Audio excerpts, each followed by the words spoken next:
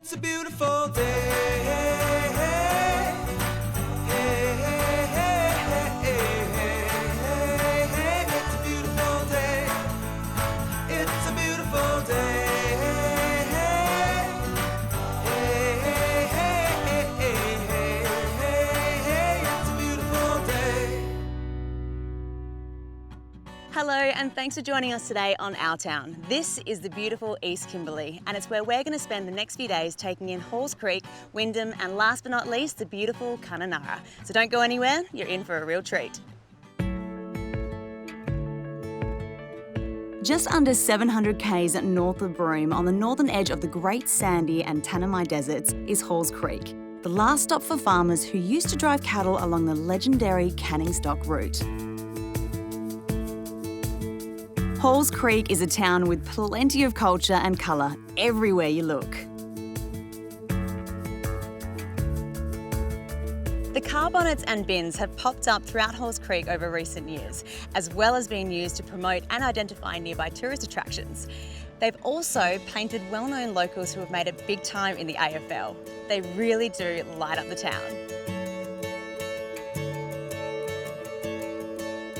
The Outdoor Art and Culture Project showcases the work of local artists from the Yalyalu Art Centre, who, via a community collaboration, have really kicked the project into another gear. Barry, tell me about all the artwork in the community. Is it all painted and designed here? Yes, it's all done here, and most of the stuff are done here. They get displayed out on the streets and then out of the old picnic spots out of town. So when did you move into this centre? 2015. It's a good building because a lot of artists come in and showcase their stuff.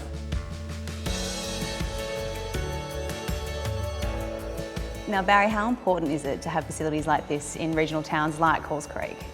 Yeah, very important. Good to have local artists that are putting their hand up to come in and make the art centre get more big and bigger, you know? Yeah. At the moment, we're just starting from small and just build it up then. And you've painted some of these, haven't you? Yeah, I've done a few again. Which ones? The footy ones. Yeah, I thought so, considering the outfit, although not sure I'm happy with the outfit, but anyway. Did you paint the Eagles one? Yes. Weren't happy about that? Yeah, most of my family go for Eagles, so I'm the odd one out. Tourists who drive through, they know, oh, this is the art centre. They might just pop in and see, oh, might get a painting from there. You obviously absolutely love what you're doing. Yes, I do. I really love coming down here all the time, and because I've been painting for so long. And as they say, yeah. if you love what you do, you never work a day in your life. Yes. The car's all stocked up with essentials and we are ready to hit the road. Duncan Road, that is. Now, we're not going to be travelling the full 429 k's that Duncan Road covers. We'll be exploring the country between Halls Creek and about 50 k's outside of town. And there is a lot on the list to see.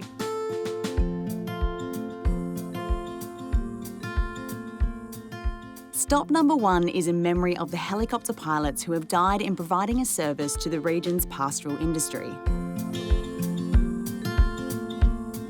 This memorial was funded by pastoralists, pilots' families and local businesses and is a lasting tribute to the mustering pilots who died doing what they loved. Stop 2 is just 6 kilometres from town and transects the country for many kilometres, rising out of the ground in places and then disappearing back into the ground again. This they call China Wall, and in some places this natural vein of vertical quartz rises up to 6 metres in height, and it can be seen all the way to Kununurra. Our third stop is Caroline Pool, which was an important water source during the gold rush days, and today is remembered fondly as a place where families would go for a swim on the weekend. Our drive along the Duncan Road is not done and dusted just yet. Stay with us and we'll be back on the road real soon.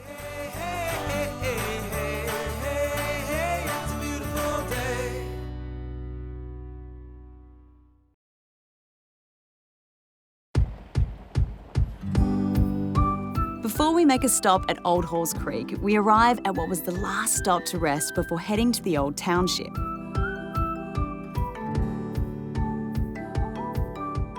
We're on Sophie Down Station, and the ruins of this hut have historic significance.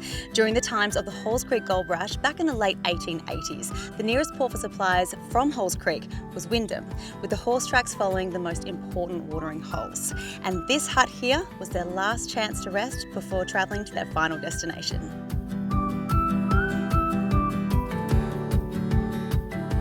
Our third last stop is the site of the first gold discovery in Western Australia, and it's where the state's gold rush began. Back in 1885, Charles Hall found a 28-ounce gold nugget here in Old Halls Creek, and it's where the Golden West originated. Now, I'm not sure of the carat of the find back then, but in today's money, that nugget, if it were 24 carat, would be worth somewhere close to $75,000.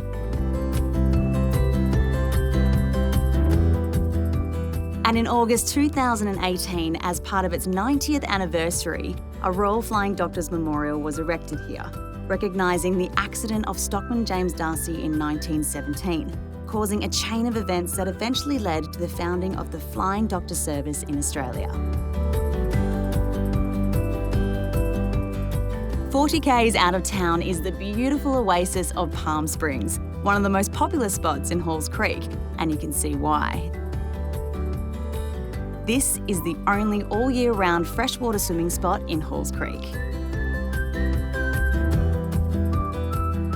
Fed by a natural spring, this palm fringe pool has provided a refreshing stop for travellers driving the Duncan Highway. It's also named the Oasis in the Desert for a reason. At the end of our journey, we come to Sawpit Gorge. It's where the Elvira River forced its way through a rocky ridge, resulting in towering rock walls that shade the surrounding waterhole, which fills up after wet season. A change of tack back towards town, and we make our way down the Tanami Road for 150 k's to one of Australia's most remarkable outback landscapes.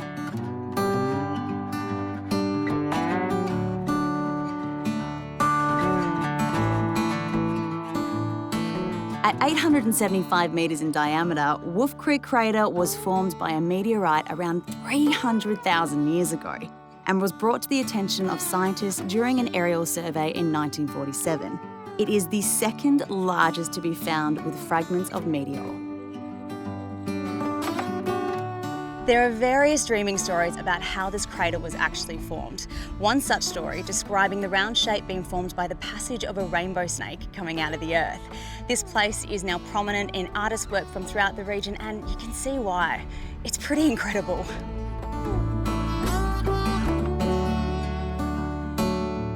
Wolf Creek Crater is the second largest in the world and is about 60 metres deep. The meteorite is thought to have been travelling at 15 kilometres a second when it hit, and it would have weighed 50,000 tonnes. To put it in perspective, at this speed, it would have taken 5 minutes to cross Australia. Now, you may have heard of, or perhaps even seen, the 2005 original fictional, cannot stress that enough, fictional horror film Wolf Creek, starring John Jarratt as Mick Taylor. Check it out, but in short, the film follows a young German couple who fall victim to deranged killer Taylor after staying a night at Halls Creek. I stomached about an hour of it, but if you love a horror film, you've got to see it.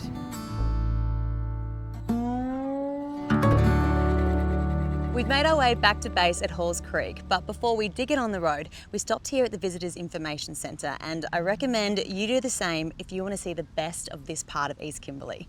And if you love your camping out in the bush, they'll have all the information you need. Halls Creek, it's been awesome. It's a beautiful day.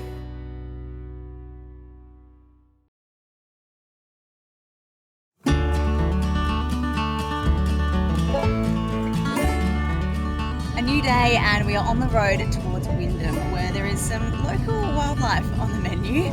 And I'll be honest in saying, I'm a little bit nervous about this next stop.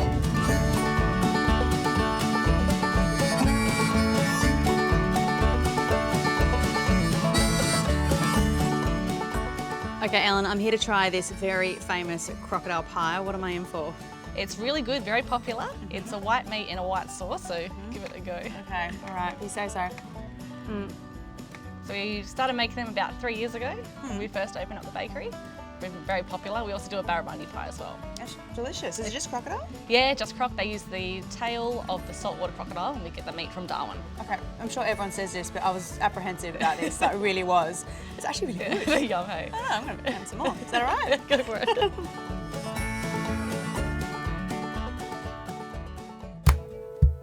Time to get my cultural fix. Kununurra, here I come. So, Chris, this is your country. This is a part of Mirong country and a part of a place called Kununurra is a place where you're at now. But Kununurra is not its original name, it's Kununurra. It means big water place.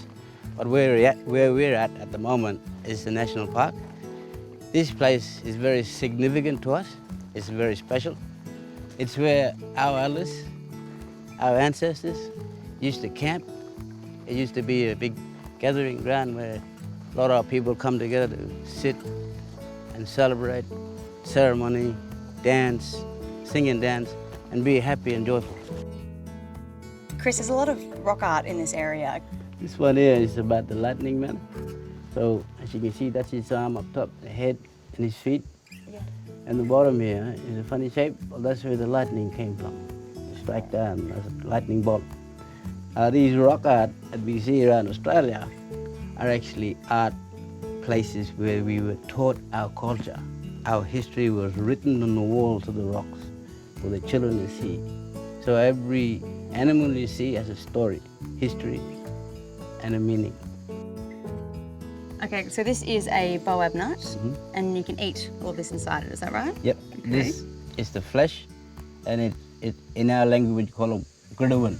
Good one. Yeah. Okay. So you can taste it if you like. It's got a very tingly taste.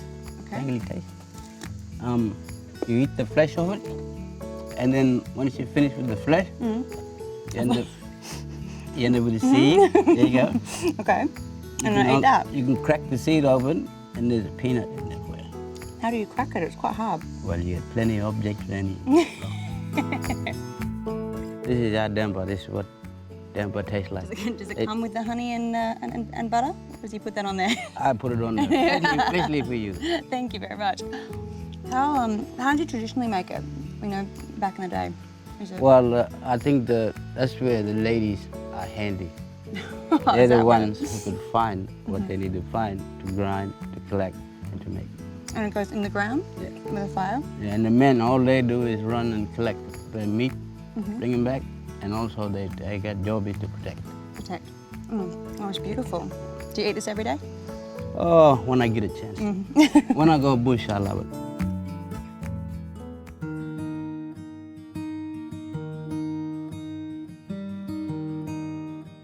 Lake Argyle Adventures started in 2015. I'd been working at Lake Argyle Resort doing the sunset cruises, that kind of thing, and I thought there is so much more to offer guests that come up to the Kimberley to come up to this part. As years went on, I had the opportunity to do a bit of outdoor cooking over fires with camp ovens, met the right people, formed some amazing relationships and networks, and this is our 4th year now running the gourmet camp oven overlooking Lake Argyle. So when you combine beautiful food, highlight some flavours of the Kimberley, some tastes, one of the most exclusive dining experiences in all of Australia, feeling very blessed to be able to offer that to people and let them take away some memories that'll last a lifetime. My partner in crime is my fiancée Tamsin. She's the sous chef. She is ensuring that all the plates look absolutely perfect. We both love good food and we both love seeing people leave with smiles on their face and just really enjoying this beautiful place we now both call home. All right, so for the main course we've got pork belly. Awesome. Would you like a look how it's going? Yeah, absolutely. Okay, all right, so this has been cooking away slowly. Oh, There you go. Okay. Check that one out. And what we're going to do later on this evening, we're going to flip that upside down over the coals to 1, crispy up the crackle, Yep. and 2, give it a beautiful smoky flavour as well, which is very important. I love crackle. Make sure there's extra crackle. That'd be Extra great. crackle Yeah. coming up for you.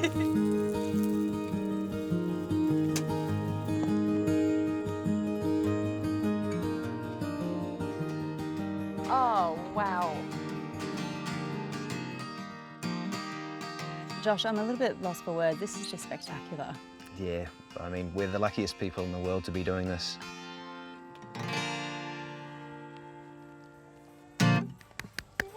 Thank you. It's a beautiful day.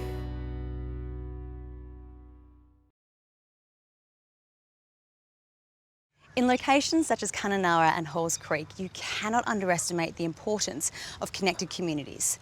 It's how these regions survive. In growing regional WA and to help build vibrant and proactive communities, as well as supporting initiatives that will make a difference, Horizon Power have always been so passionate about giving back to the regions in which they operate. This is Horizon Power's East Kimberley story. Berenga Mirong Dawa. This is our country, Mirong country. Horizon Power understands the importance of keeping the Mirong language and culture alive. We have just recently provided funding to the Language Nest program, and we have been supporting them since 2017. I think it's really important to preserve the Mirong language so our children can carry on the legacy. Language is really important to us, and it will make our children stronger. Miramar Language Centre is always looking for successful strategies to revitalise language, and we looked at what the Maori in New Zealand had done. They actually came up with the idea of a language nest, an immersion program. So we borrowed that idea and started a pilot project in 2013 with just a bunch of kids. But the idea became so popular that other groups started asking us, and now we're even teaching at the schools. The programs just got bigger and bigger. We started off teaching just a couple of classes, and now we teach over 400 kids each week. And the kids absolutely love it because the classes are fun and engaging, and the parents love it because their kids come home singing Mirong songs. And I think the classroom teachers really love it because they can see that for their Mirong kids, the opportunity to learn their language instills such a strong sense of confidence and pride that really carries over into all other areas of their life. So Mandy, how did the community garden come about? In 2013, a group of young, passionate community members wanted to create a space that people could come and learn how to grow food, to connect, and also to understand and be educated on the ethos and the principles of permaculture, not only in the garden and how we live out those practices, but in our day-to-day life. I'd been following the community garden and the community kitchen, which is linked on social media, and had seen all of the wonderful things that they do in the community. So I reached out to Mandy and asked how Horizon Power could assist, and she came back to us with a few ideas, including some workshops she wanted to run, and we're more than happy to jump on board. I've lived up in the Kimberley most of my life.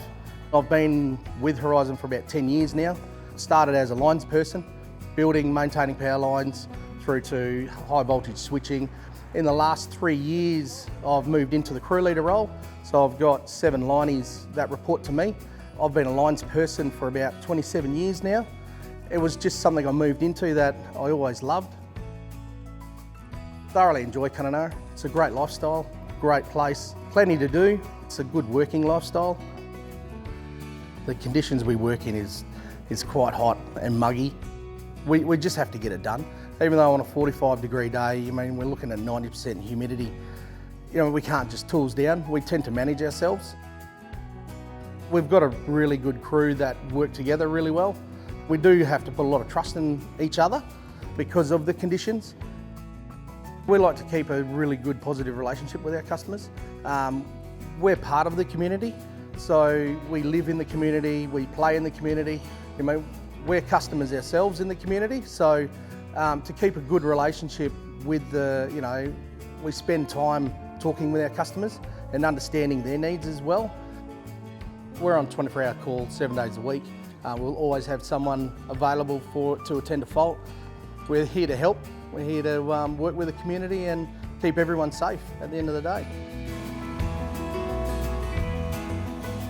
Over the years, we've seen some really fantastic results through our community partnership program, through events and initiatives that we've supported throughout the East Kimberley. It's not just about being a service provider, it's actually about being part of the community that we live and work in, and it's something we're really proud of. WA's East Kimberley is without a doubt one of WA's and Australia's gems. It is just beautiful country up here. Well, that's it for us today. If you'd like to stay in touch with the series, you can follow us on Facebook. Thanks so much for joining us on this journey through this magnificent region, and just make sure you find the time to get up here. It is out of this world. We'll see you soon. It's a beautiful day.